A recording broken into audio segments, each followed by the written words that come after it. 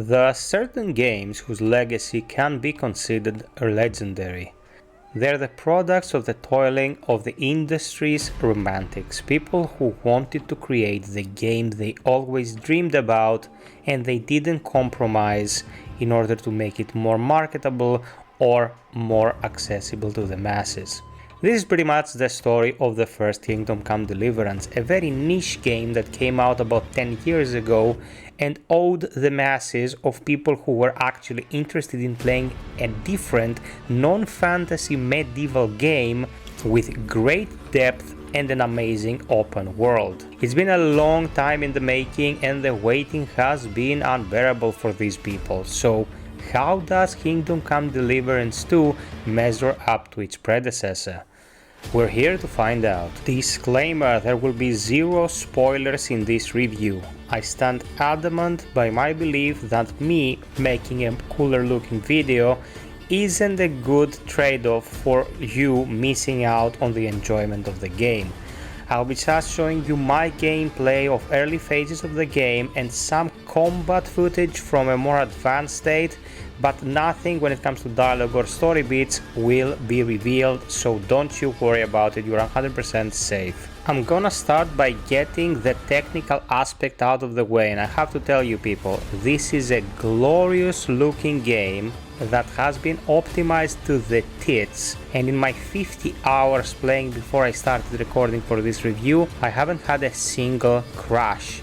It's 2025, AAA releases are mired with bugs and lack of optimization, and here is a game from a studio that started with 11 people and grew on the success of a single game, bringing their newest product to market as stable as other games would only wish they'd be. The game runs flawlessly even on mid-spec systems and will allow you to enjoy it even if you are lacking on the technical department. It doesn't ask for an arm and a leg when it comes to your GPU or CPU, and if you make a few compromises with the effects or the resolution, you'll have zero issues. It is very important the fact that they took the time to iron out bugs so the game wouldn't just hang, because as you know if you played the first one, in this game saving costs a certain commodity. Unless you get a new quest or you sleep in your own bed, you cannot save your progress. So if this came out and it was like another cyberpunk situation, it would be a logistical nightmare just keeping up with your progress without worrying about losing it. Kudos to Warhorse for making a game as well polished as this, even when it was in the press review phase. Let's get into the meat and potatoes of the game, which is of course its role-playing. Kingdom Come Deliverance is an RPG first and foremost, and because I don't want to spoil anything, the footage I will be showing for this part of the review will be from trailers. Role-playing in Kingdom Come Deliverance is very emergent, meaning that actions you do will generate specific results even later down the road, and you're traversing or searching for loot or engaging in random combat scenarios might lead to encounters that are really memorable. You're stopped at the road by a bunch of bandits.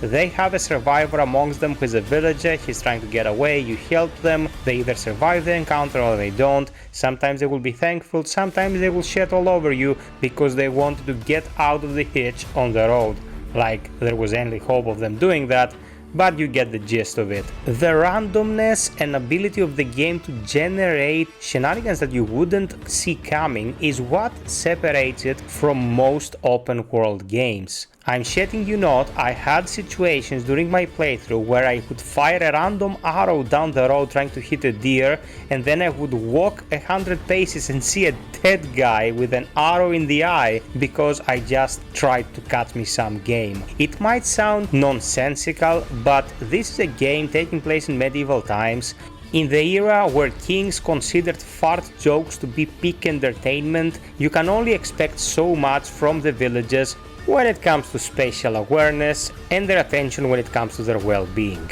Of course, another big part of this game is its combat, its unique blend of quick-time events and first-person melee, or archery in some cases. Kingdom Come Deliverance 2 improves upon the formula of the original, taking away the ability to spam specific super effective attacks, but retaining its unique flavor. I will be showing combat from pretty much 3 phases here. This is early game where you're super sloppy and you don't have many tools at your disposal, and later on I will transition to a more advanced state and reach the most advanced state I've reached by the time I was recording this to showcase the differences. In general, what you have to know is that the combat system in this game is very reliant on positioning and understanding what your opponent is doing. Is he holding a weapon on the right side of his body, trying to attack from there? Is he holding it on the left, overhead, or in a lower stance? Your counters, your method of defending yourself and retaliating is very much based on your ability to make these reads. It is a unique system, but you can ask any veteran of Kingdom Come Deliverance and they will tell you that it felt weird at first, but they ended up loving the combat the more they played. As demonstrated here, eventually you will be able to take on multiple opponents using your companion's abilities as a supplement to your own, multi-parring, repositioning with dodges and blocks, and it all feels fantastic once you understand what you're doing. Reward in games with complex mechanics always comes from ultimately overcoming, understanding and exploiting them to a certain extent. And although many of the systems in Kingdom Come Deliverance II can indeed be exploited, they always manage to offer a level of challenge that will keep you entertained and interested in the proceedings.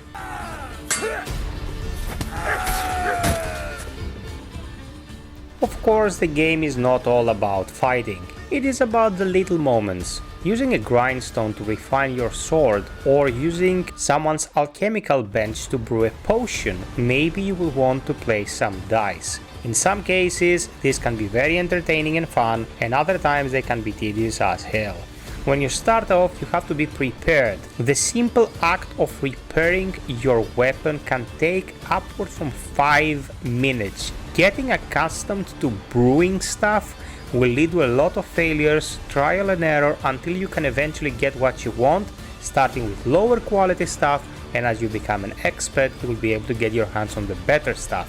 The pros of dice will take about 10 to 15 minutes to beat in a single match unless you get the best possible rolls. Everything in Kingdom Come Deliverance goes with its own rhythm. It is a Zen game where you have to invest the time in order to reap the rewards. Very few things in this game can be done on the spot, and that usually entails some cost, like asking a blacksmith to repair your stuff instead of doing it yourself. Even when you come to the point where you can carry tools in order to be self-sufficient, you will notice that they will weigh a ton, you'll have to manage how many you carry and where, and ultimately, even if you repair all that glorious loot in order to sell it to someone, you'll have to make sure that someone first and foremost has the money to pay you for it. Nothing is given for free. Have to work for everything, and that might be a deterrent for people who enjoy more streamlined, more straightforward games of this ilk. One characteristic I came to appreciate about this game is how much information it gives us about its time period. You learn a lot through its codex, both about the people and the historical facts of the era, and in some cases there is a little bit of flavor text from the developers to make it even more interesting or relay the information to you more directly.